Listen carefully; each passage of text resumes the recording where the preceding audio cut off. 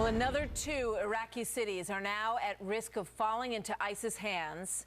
Thousands of families, old and young, pouring out of Ramadi now, which was once secured by U.S. forces. And now the terrorists are closing in. Plus, the terror group is trying to gain control of the oil-rich city of Beji. And the Obama administration appears to downplay the loss of Ramadi. They say they are not concerned that that would mean a loss of this effort overall. Here's the Joint Chiefs of Staff chairman yesterday afternoon, General Martin Dempsey. Listen to this closely.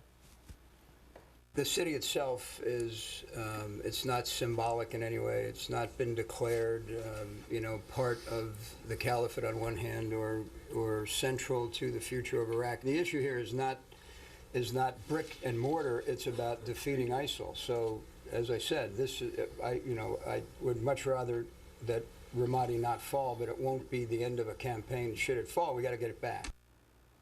All right, let's bring in Arizona Republican Senator John McCain, chairman of the Armed Services Committee. Senator, welcome. Always good to have you with us. Good morning. Thank you, Martha. So what's your reaction to what General Martin Dempsey said yesterday, that, if Ramadi falls, it's not that big a loss? Sometimes I think I've grown numb from the statements that are made by General Dempsey in defense of this administration and this feckless foreign policy, but this is truly a stunner. Martha, during the surge, we had a ferocious battle to retake Ramadi, that there was a loss of many American Marines and soldiers, many more wounded. And the Battle of Ramadi was one of the signal battles of the surge as we took back over control of Anbar province thanks to General Petraeus and the Anbar Awakening.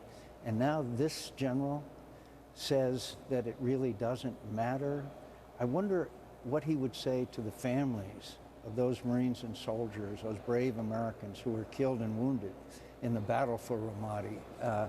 And when a major city is taken over by the enemy and it doesn't seem to matter, and what's this business about it's not part of the caliphate? Who declares what the caliphate is?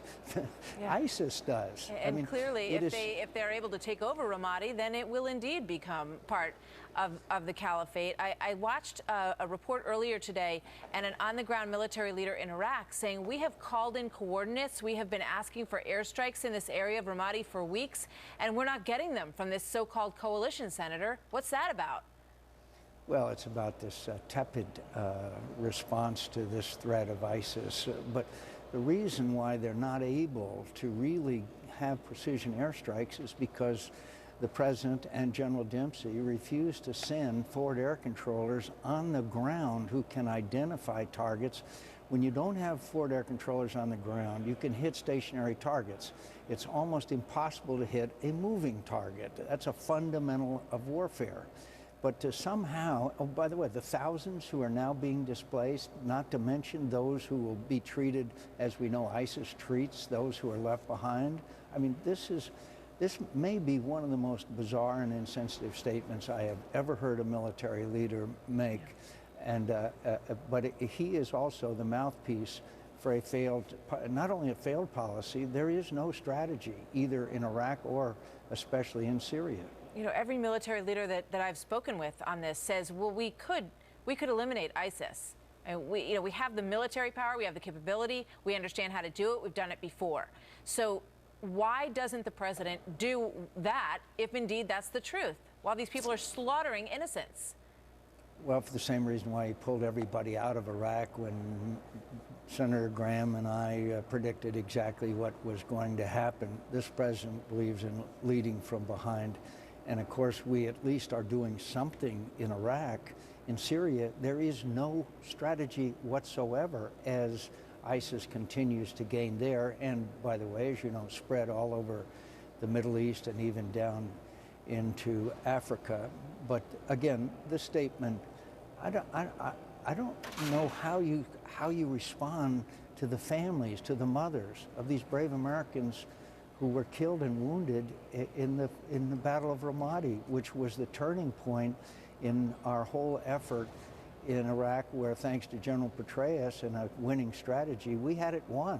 And then the president pulled the plug, and the results were both predictable and tragic. Yeah. A third of the life lost on the U.S. side was lost in